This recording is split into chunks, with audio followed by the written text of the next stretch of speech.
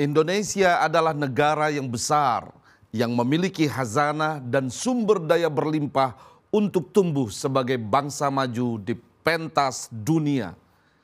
Indonesia terdiri dari 1.340 suku, 718 bahasa daerah, dan 6 agama resmi, serta ratusan aliran kepercayaan.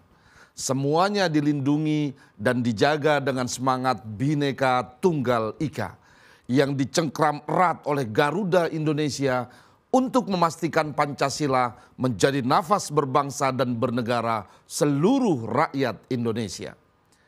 Demokrasi meniscayakan kesetaraan dan keadilan. Tidak ada warga negara kelas 2. Semua warga setara di hadapan negara dan berhak mendapatkan keadilan yang sama di depan hukum.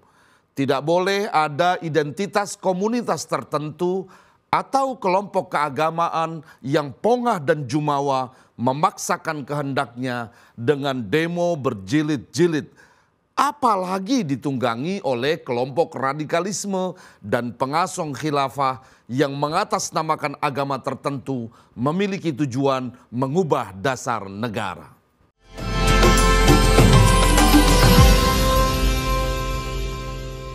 Peta politik menjelang pemilu legislatif dan pemilu presiden 2024 semakin hangat dan menarik.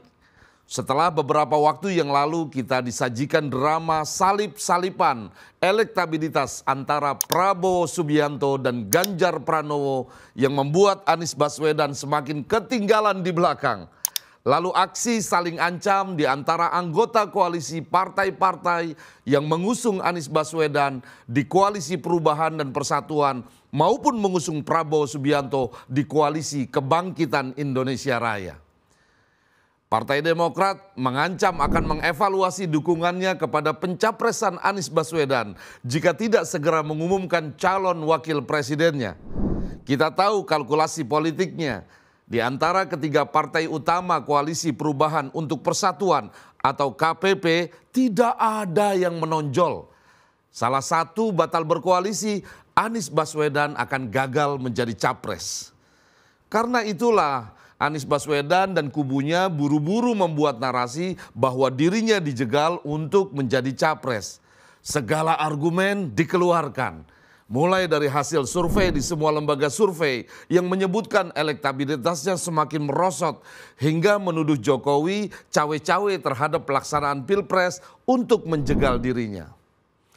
Begitu juga halnya PKB yang ada di Koalisi Kebangkitan Indonesia Raya. Meminta Prabowo Subianto untuk segera mengumumkan pasangan capres dan cawapres yang diusung oleh koalisi yang beranggotakan PKB dan Partai Gerindra ini. Jika tidak segera diumumkan, PKB mengancam mengevaluasi dukungannya kepada Prabowo Subianto dan memilih menetralkan kembali posisi politiknya dalam Pilpres 2024. Tentu saja aksi ancaman itu bikin Anies Baswedan dan Prabowo Subianto pusing 7 keliling. Bagaimana tidak jika Demokrat betul-betul menarik dukungannya? Sudah pasti Anies tidak bisa mendaftar sebagai capres pada pemilu 2024. Dan sepertinya sinyal ke arah hal itu semakin dekat. Karena Demokrat dan PDIP sudah saling bisik-bisik mulai berakrab-akraban untuk mempertemukan AHY dengan Puan Maharani.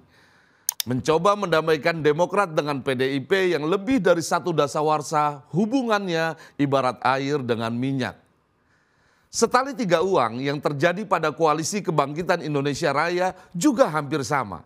Jika PKB batal berkoalisi dengan Gerindra, bisa dipastikan Prabowo Subianto batal berlaga di pemilu presiden 2024. Artinya bisa saja PKB nantinya akan betul-betul meninggalkan Gerindra dan berkoalisi dengan PDIP mendukung Ganjar Pranowo.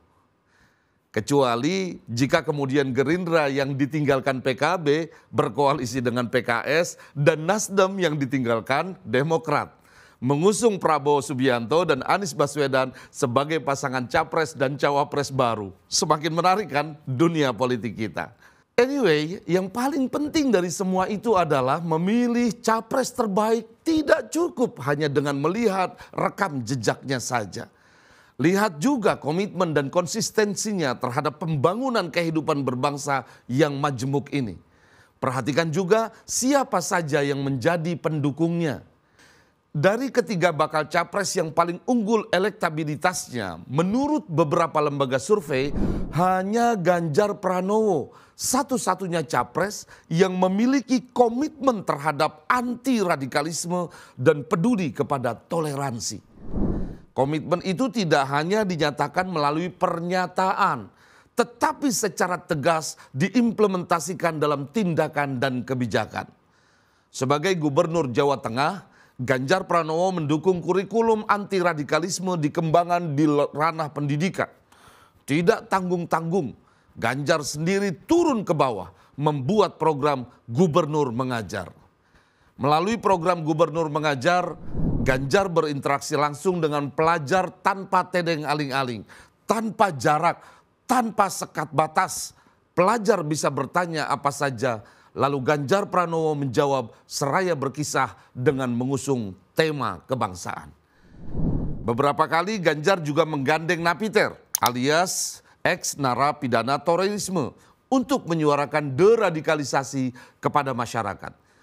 Melalui ex-Napiter yang telah reintegrasi ke masyarakat, Ganjar mengajak mereka untuk sosialisasi bahayanya faham radikal. Sikap Ganjar Pranowo jelas dan tegas, yaitu perangi radikalisme dan terorisme. Prinsip itu bukan tentang sentimen keagamaan, tapi tentang konsensus yang telah disepakati oleh Founding Fathers Republik Indonesia agar negara ini tidak dicemari faham yang berpotensi merobek kebinekaan. Kedua calon presiden lainnya, yaitu Anies Baswedan dan Prabowo Subianto, sampai sekarang belum pernah kita dengarkan komitmennya terhadap penguatan toleransi dan anti-radikalisme. Ya, kita maklumi saja sih, karena kita semua tahu kan siapa saja kelompok yang menjadi pendukung Anies Baswedan. Masih ingat kan video Alfian Tanjung, sang tokoh dari organisasi terlarang HTI? Dalam sebuah video yang beredar di Twitter, Alfian Tanjung mengatakan bahwa dirinya akan meminta Anies Baswedan untuk memulihkan Hizbut Tahrir atau HTI apabila Anies menang dalam pemilihan presiden 2024. Dia akan mengaktifkan sel-selnya dan jaringan HTI untuk mendukung kemenangan Anies.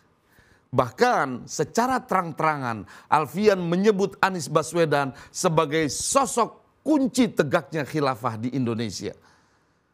Jika melihat elektabilitas Anies yang semakin menciut dan Demokrat yang mulai bersiap meninggalkan Anies, sepertinya Anies akan kalah dalam ajang pemilu presiden 2024 nanti. Bisa kalah di pemilu presiden putaran pertama, atau bisa juga kalah sebelum berlaga. Sebetulnya basis pemilih Anies dan Prabowo Subianto sama saja, mayoritas kelompok Islam konservatif. Hanya saja mereka sudah kadung patah hati karena Prabowo setelah pemilu 2019 merapat ke Pak Jokowi dan menjadi Menteri Pertahanan di Kabinet Jokowi. Karena itulah mereka menaruh hati kepada Anies Baswedan yang dianggap antitesa dari Jokowi. Namun jika Anies Baswedan kalah dalam putaran pertama atau gagal menjadi capres, mau tidak mau mereka akan mendompleng kepada pencapresan Prabowo Subianto. Dan di saat haus dukungan, bukan tidak mungkin Prabowo menerima kelompok Islam konservatif ini. Mereka akan saling bernostalgia dan kembali saling berangkulan. Dan Anda tahu apa yang akan terjadi? Politik identitas akan menggejala di mana-mana. Ayat dan mayat kemungkinan akan mengemuka kembali menjadi komoditas politik. Kita semua harus tegak berdiri, satu suara, untuk menolak politik identitas. Menyalahgunakan ayat dan dalil-dalil agama, apalagi mengarahkan dukungan dengan mengatasnamakan jihad agama. Kita membutuhkan sosok calon presiden yang jenial, peduli kepada toleransi, tegas menolak radikalisme. Jangan memilih calon presiden yang di belakangnya berdiri orang-orang yang anti Pancasila. Jangan juga memilih calon presiden yang mengaku nasionalis tapi didukung kelompok-kelompok radikalis. Pilihlah calon presiden yang di hatinya selalu ada merah putih, yang selamanya akan mengibarkan bendera merah putih, yang tidak akan pernah berubah dan tidak akan pernah mengubah bendera merah putih menjadi bendera khilafah. Calon presiden anti intoleransi dan radikalisme itu harga mati. Dan saya yakin Anda tahu siapa calon presiden itu. Inilah asa saya, asa Ayah NH.